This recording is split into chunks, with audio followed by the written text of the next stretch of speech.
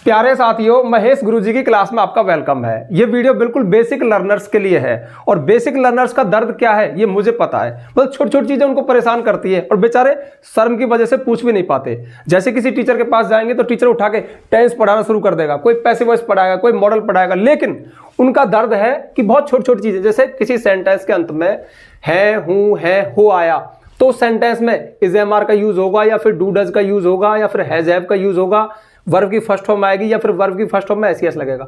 अब देखो ये सारी चीजें है, हूं, है वाले सेंटेंस में आती है, बट किस सेंटेंस में कौन सी चीज आएगी ये मैं आपको बताऊंगा। और मुझे पता है यही आपका बेसिक डाउट होता है शुरू में। जैसे किसी सेंटेंस के अंत में था, थी, थे आया, तो उसमें वाज वर्ब का यूज होगा या फिर डिड का होगा, हैड का होगा या वर्ब की सेकंड फॉर्म आएगी। तो एक एक चीज हम आराम से बिल्कुल तसल्ली से एक बच्चे की तरह से क्लियर करेंगे। अगला है गागी के आया, तो उसमें विल सेल आएगा या फिर विल बी आएगा, विल हैव आएगा, वुड आएगा, क्या आएगा, एक एक चीज आपको क्लियर करके बता दूंगा। इसलिए मैंने क्या लिखा, इंग्लिश की बिल्कुल बेसिक क्लास। अब देखो सेंटेंस बहुत तरह के हो सकते हैं, लेकिन मेन बेसिक चीजें ये हैं। अगर आप इस चीज को समझ लोगे तो आपके 80% तक सेंटेंस कवर हो जाते हैं और आप थोड़ा थोड़ा लिखना सीख जाते हो, बोलना सीख जाते हो। तो सबसे पहली स्लाइड में मैं है, हूं, है ये वाले सेंटेंस आपके सामने लूंगा। मतलब एक एक चीज क्लियर करेंगे कि इज एम आर का यूज तो कैसे सेंटेंस में होता है, डू डज का कब होता है, हैज हैव का कब होगा। तो वीडियो को लास्ट तक देखना। जो बेसिक लर्नर है ना, उनके लिए आज का वीडियो रामबाण है, यानी उनका एक एक डाउट इस वीडियो में दूर हो जाएगा। तो चलिए शुरू करते हैं। पहली स्लाइड में ये वाले, तो ये है प्रेजेंट वाले, लेकिन उससे पहले एक छोटी सी जानकारी, खास जानकारी जो आपके काम की है। देखिए, यदि आपको हमारे द्वारा पढ़ाई गई इंग्लिश ग्रामर समझ में आती है, एक भरोसा मिलता है कि हम सीख सकते हैं, और आपको सारे वीडियोज सारी ग्रामर सीक्वेंस में चाहिए, तो आप प्ले स्टोर पर जाइए, महेश गुरुजी एप्लीकेशन को डाउनलोड कीजिए, रजिस्टर कीजिए। उसके पेड कोर्स में आपको एक कंप्लीट इंग्लिश ग्रामर कोर्स मिलेगा, जिसमें हमने यही किया है, सारे इंग्लिश ग्रामर को सीक्वेंस से डाला, यानी सारे ग्रामर्स को आपको खोजना नहीं पड़ेगा, सारे टॉपिक्स एक जगह आपको सीक्वेंस से मिल जाएंगे 1 बाय 1 करके, और साथ में पीडीएफ नोट्स भी हैं। आप चाहें तो वीडियो को देख सकते हो, उसी टॉपिक को पीडीएफ में पढ़ भी सकते हो। चूंकि एक्स्ट्रा मेहनत लगी है, थोड़ी सी फीस है, आप चाहें तो परचेज कर सकते हैं। अच्छा, परचेज नहीं करना बिल्कुल मत करना, यूट्यूब पर भी है लेकिन बिखरा पड़ा है। और हाँ, एक अंतर और है, अब ऐसा मत समझना कि यूट्यूब के वीडियो वहाँ सीक्वेंस में है क्या, नहीं, वो सारा कंटेंट मैंने अलग से तैयार किया है, बेसिक टू एडवांस, यानी सारे टॉपिक्स को अच्छे से कवर किया है, गहराई से डीपली जा करके। ठीक है, अब इधर आ जाओ। देखिए, यदि किसी सेंटेंस के अंत में है, हूं, है, हो आए, तो फिर उनमें से कौन सा आएगा। तो ये सारे एग्जाम्पल आपके सामने हैं। जैसे वो मेरा दोस्त है, अब इस सेंटेंस में है आ रहा है, मेरा भाई क्रिकेट खेल रहा है, यहाँ पे है आ रहा है, यहाँ पे पढ़ाता हूँ आ रहा है, यहाँ पे हूँ आ रहा है, यहाँ पे है आ रहा है, यहाँ पे है आ रहा है, तो सबके अंत में है हूँ आ रहा है। लेकिन मैंने पे साफ साफ लिख दिया कि इस सेंटेंस में तो इज एम आर का यूज होगा, इसमें भी इज एम आर का यूज होगा, इसमें वर्ब की फर्स्ट फॉर्म आएगी या फिर वर्ब की फर्स्ट फॉर्म में एस लगेगा। ये डू डज वाला सेंटेंस है, ये हैज हैव वाला, ये हैज हैव वाला। तो अंतर क्या है, तो जब आप इनकी ट्रांसलेशन देखोगे तो आपको अंतर समझ में आ जाएगा। वो मेरा दोस्त है, अब ये सेंटेंस अपने नेचर से कैसा है, क्या इसमें कोई काम हो रहा है, नहीं हो रहा, ये नॉन एक्शन है। तो ध्यान रखना, जब सेंटेंस के अंत में है, हूं, है आए और नॉन एक्शन हो, क्रिया ना हो, तो उसमें हम इज एम आर का यूज करते हैं। जैसे अब वो की अंग्रेजी क्या है, तो आपको डरना नहीं है, वो मतलब वह, वो तो हम बोल देते हैं हमारा ले जाए, वो जा रहा है मतलब वह जा रहा है। अब वो जा रहा है, जा रही है, लड़का हो सकता है, लड़की हो सकता है, लड़का है तो ही, लड़की है तो सी। तो वो मेरा दोस्त है, अगर लड़की होती तो वो मेरी दोस्त है होता ना, तो फिर यहाँ पे सी आता, तो यहाँ पे आप ही लिख दो। इसके बाद अब इज एम आर, अब देखो ये सब में ग्रुप है, इज एम आर एक ग्रुप है और ये एक ग्रुप है, डू डज एक ग्रुप है, हैज हैव एक ग्रुप है। ये आपको सब्जेक्ट का अंतर होता है। यदि सब्जेक्ट सिंगुलर है, ही सीट नेम है तो इज आएगा, एम आई के साथ आता है, और आर मतलब है ज्यादा है तो वी यू दे। ठीक है, तो ही के साथ क्या आएगा, इज। ऐसा नहीं कि इज एम आर तीन लगा दिए, ही सी इट के साथ इज आएगा। यहाँ पे आई होता कि मैं, यहाँ पे मैं होता सब्जेक्ट तो आई के साथ एम आता। यहाँ पे वे होते, वे मेरे दोस्त है तो दे के साथ आ रहा था, तो ही इज मेरा दोस्त, माई फ्रेंड। बस सिंपल सेंटेंस है।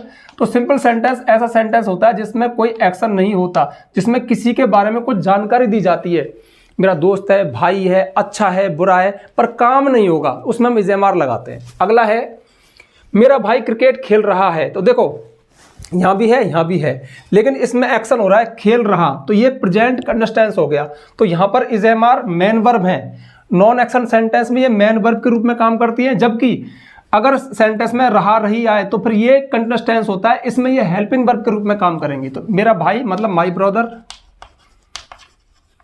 इज, अब खेल रहा मतलब प्लेइंग, क्योंकि कंटिन्यूअस टेंस में आईएनजी फॉर्म आती है। तो माय ब्रदर इज प्लेइंग, क्या खेल रहा है, क्रिकेट खेल रहा है, तो क्रिकेट आ गया, ये ऑब्जेक्ट हो गया। बस ये अंतर समझना है। तो ये नॉन एक्शन है और ये एक्शन है। तो इज एम आर का यूज दो तरह से हुआ, एक सिंपल सेंटेंस में नॉन एक्शन में होता है और दूसरा प्रेजेंट टेंस टेंस में जब एक्शन हो तो रहा रही आता है, तब हम इज एम आर लगाते हैं। अब माई ब्रदर के साथ एक ही है तो इज आया, लेकिन मेरे भाई क्रिकेट खेल रहे हैं तो माई ब्रदर्स होता, पर वहां पे आर आता। ठीक है, मैं क्रिकेट खेल रहा हूं तो आई आता, आई के साथ फिर एम आता। मैं अंग्रेजी पढ़ाता हूं तो देखो हूं आ गया, लेकिन अब देखो इसमें क्या है, पढ़ाता हूं तो ता है, ती है, ते है, ता हूं आए तो प्रेजेंट इंडेफिनिट टेंस होता है। उसका अगर अफर्मेटिव सेंटेंस है तो या तो वर्ब की फर्स्ट फॉर्म आएगी या फिर वर्ब की फर्स्ट फॉर्म में एस और यस लगता है। तो यहाँ पे आई है, अब देखो आई के साथ अब पढ़ाना, क्रिया क्या है, पढ़ाना, टीच, पढ़ना रीड, पढ़ाना टीच, तो वर्ब हो गई इसमें टीच। तो ये हो गया अपना V1। अब इसमें एस यस कब लगता, तो वो फिर सब्जेक्ट का चक्कर है। यदि subject I we you they, I we you they plural है तो वर्ब की फर्स्ट फॉर्म आती है, लेकिन यदि सब्जेक्ट ही सी इट या कोई सिंगुलर हो, एक हो, तो फिर वर्ब की फर्स्ट फॉर्म में एस अथवा यस लगता है। जैसे यहाँ पे अगर होता वह अंग्रेजी पढ़ाता है तो ही के साथ फिर टीचेज आता, ऐसे यहाँ पे मतलब वह होता, वह अंग्रेजी पढ़ाता है तो यहाँ पे सब्जेक्ट हो गया ही, जब पढ़ाती है तो फिर सी हो गया, या मोहन है तो फिर मोहन हो गया, फिर इसमें आता टीचेज, पढ़ाता है, सॉरी पढ़ाता है। ठीक है, इस तरह से। लेकिन यहाँ पे मैं है तो आई के साथ आया यहाँ पे टीच, तो आई टीच। अब क्या पढ़ाता हूँ, इंग्लिश, तो भाई ये हो गया। देखो कितनी मजेदार बात है। देखो है के लिए इज, है के लिए इज, लेकिन साथ में मेन वर्ब और, पर है हूं है के लिए इज एम आर कुछ नहीं आया, वर्ब की फर्स्ट फॉर्म ही है हूं है बोल रही है। बस यही तो बेसिक नॉलेज है, यही तो बेसिक बात है जो आपको समझनी है। मैं अंग्रेजी नहीं पढ़ाता हूं, अब देखो इसमें तो पढ़ाता हूं, इसमें नहीं पढ़ाता हूं। जब नहीं पढ़ाऊंगा तो मतलब नेगेटिव सेंटेंस हो गया, तो फिर हमें हेल्पिंग वर्ब डू अथवा डज का यूज करना पड़ेगा। अब डू डज दो है, सब्जेक्ट का चक्कर है। V1 जहां पे लगाते हो जिन सब्जेक्ट के साथ उनके साथ डू लगाओ, और जिन सब्जेक्ट के साथ V1 में एस यस जोड़ते हो वहां पे डज लगाओ। तो यहाँ पे आई है तो आई के साथ डू आएगा, फिर नॉट। अब I do not teach, verb आएगी क्या, इंग्लिश, बस ये बन गया आपका। मैं अंग्रेजी नहीं पढ़ाता हूँ तो इसमें आपका डू का यूज हो गया।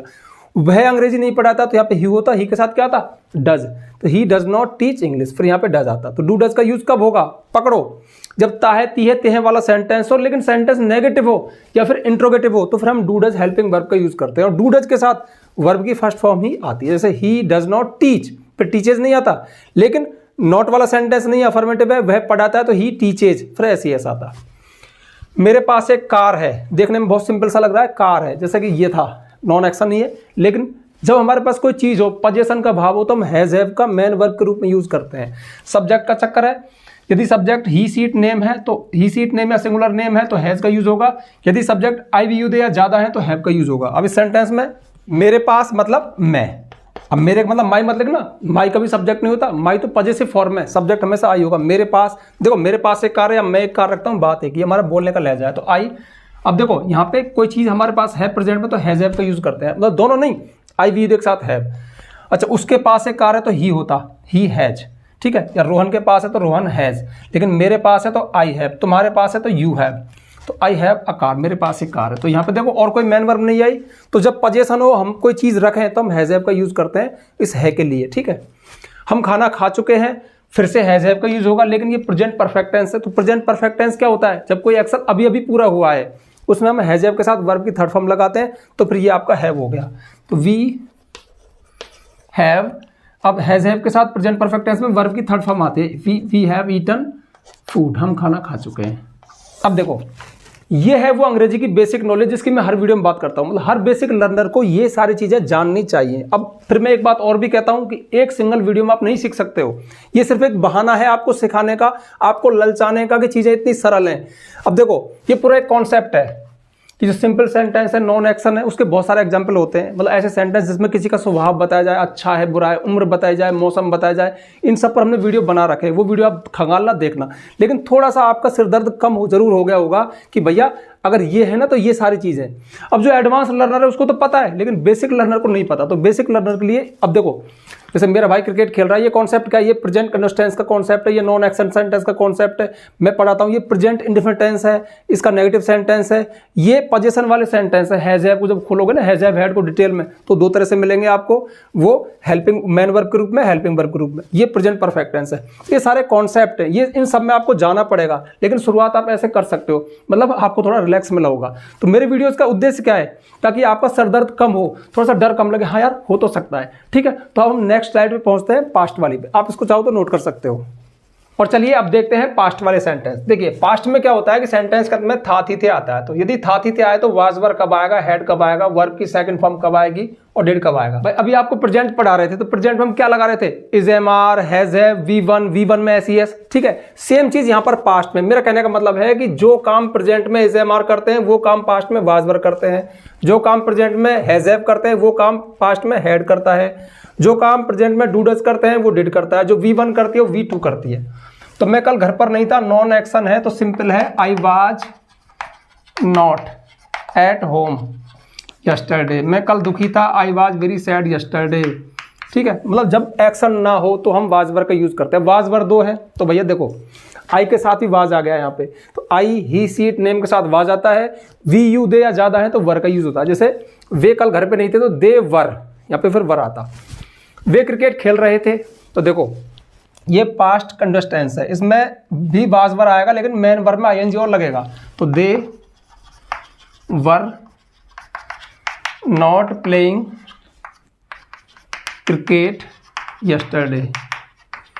बस पास्ट में कोई भी एक्शन चल रहा था तो वाज वर के साथ हम आईएनजी फॉर्म लगाते हैं, वो पास्ट कंटिन्यूअस टेंस होता है। हमारे पास दिल्ली में एक बड़ा सा घर था, बड़ा सा मकान था, हमारे पास एक कुत्ता था, एक कार थी। अब देखो प्रेजेंट में कोई चीज़ है तो हैज हैव, पास्ट में थी तो हैड। फायदा ये हुआ कि इसमें सब्जेक्ट सिंगुलर हो प्लूरल हो सबके साथ हैड का यूज होता है। वहाँ पे हैज हैव 2 थी, सब्जेक्ट का चक्कर था, इसमें सब्जेक्ट का चक्कर नहीं, कोई भी हो, चाहे हमारे पास, तुम्हारे पास, मेरे पास, किसी के पास हो, एक हो ज़्यादा हो, सबके साथ हैड आएगा। तो ये पास्ट का पोजीशन है, प्रेजेंट का पोजीशन हैज हैव, पास्ट का हैड से। जैसे मेरे पास एक कार है, I have a car, car थी, आई हैड अ कार। तो हमारे पास दिल्ली में एक बड़ा घर था तो अब हमारे पास मतलब वी आएगा इसमें सब्जेक्ट। अवर मत लिख देना, अवर कभी सब्जेक्ट के रूप में नहीं आता। हाँ आ सकता है अवर फादर, हमारा पिता, उस तरह से आ सकता है, लेकिन अवर कभी भी सिंगल सब्जेक्ट नहीं होता, वो पॉजेसिव फॉर्म में। तो we had a big house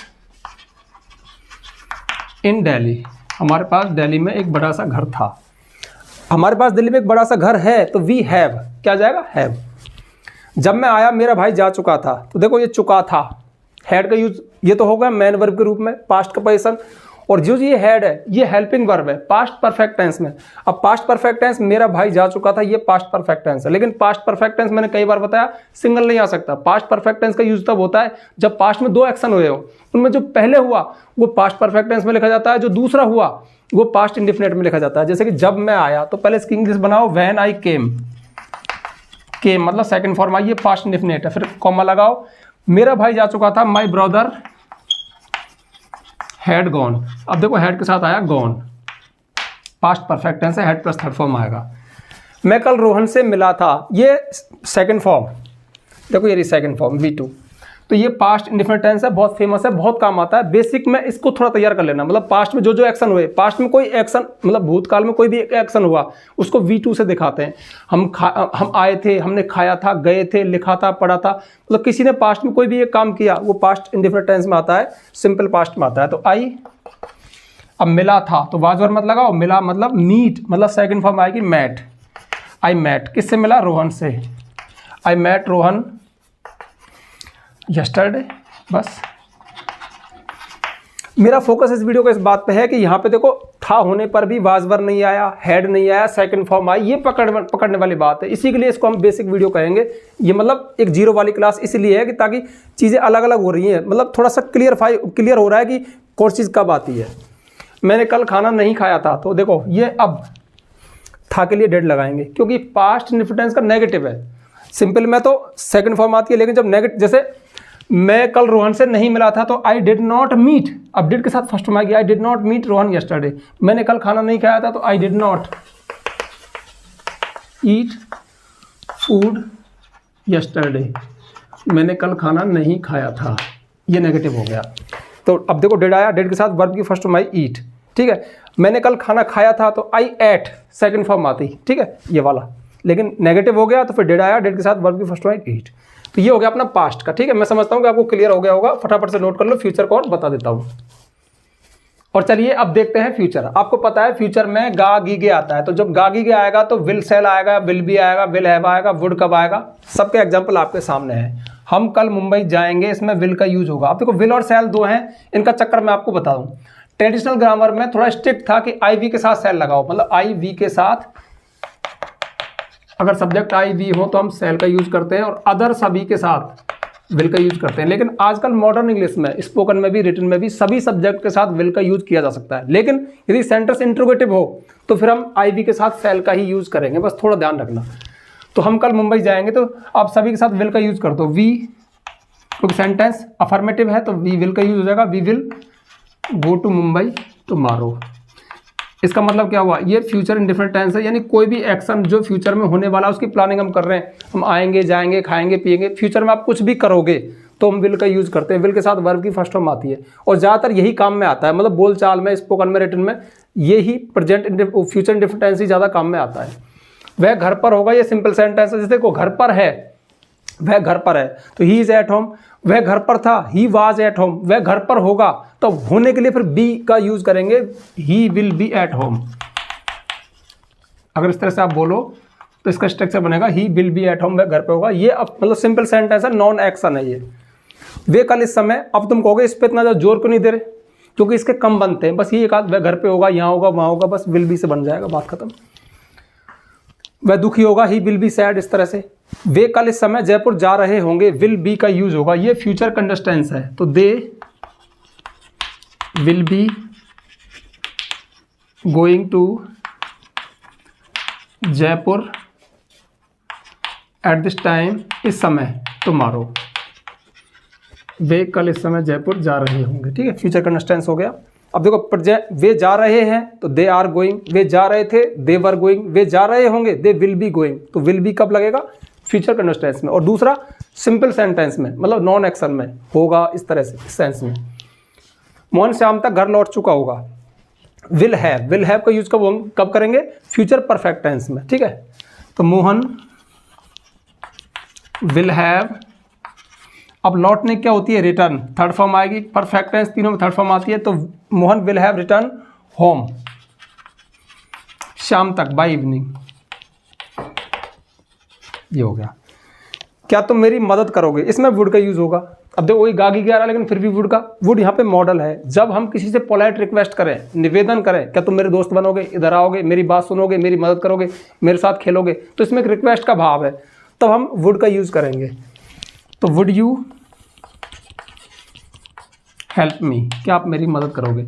अब थोड़ा डरना मत, जैसे आप बेसिक स्टेट पे हैं, अब यार चक्कर पड़ गया, गागी 11 सर ने वुड लगा दिया, हम कैसे पहचानेंगे, चिंता मत करो, आप इसमें विल लगा देना, चल जाएगा, ठीक है। मैं कह रहा हूँ इस बात को, क्योंकि इंग्लिश एक लैंग्वेज ही तो है, कम्युनिकेशन ही तो करते हैं इसमें। तो भाई आपने विल लिखा, विल यू हेल्प मी, अब भी करेक्ट है, चल जाएगा, क्योंकि विल भी रिक्वेस्ट को बताता है, विल फ्यूचर को बताता है, रिक्वेस्ट को, मतलब बहुत ये डीप है, पर आप डीप मत जाओ और विल का यूज कर सकते हो, चल जाएगा। लेकिन आपको थोड़ी एक्स्ट्रा नॉलेज मिलेगी जब आप मॉडल पढ़ोगे, तो वुड में आपको ये चीज़ पढ़ाई जाएगी, भाई वुड का यूज हम पोलाइट रिक्वेस्ट के लिए करते हैं। और हाँ, इसमें सेंटेंस प्रेजेंट में ही होता है, क्या तुम मेरी मदद करोगे, 5 साल बाद नहीं, अभी की बात चल रही है, बस ये अंतर है थोड़ा सा। इस पर मैंने वीडियो बनाया है, विल और वुड में क्या अंतर है। तो भैया ये हो गया आपके फ्यूचर के। तो आज हमारी इंग्लिश की जो बेसिक क्लास थी उसका निष्कर्ष यही था, जो आपके सामने आपको समझ, मतलब मैंने किस भाव से बनाया, ताकि भाई गागी के आने पर ये कब आएगा, ये कब आएगा, ये कब आएगा।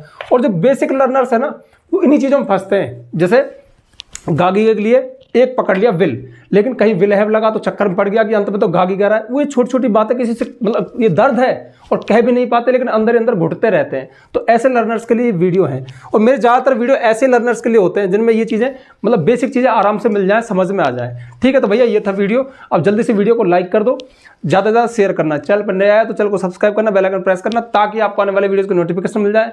आज के लिए बस इतना ही, मिलते हैं नेक्स्ट वीडियो में नेक्स्ट टॉपिक के साथ, तब तक के लिए बाय। अब इसको आप नोट कर लो, ठीक है।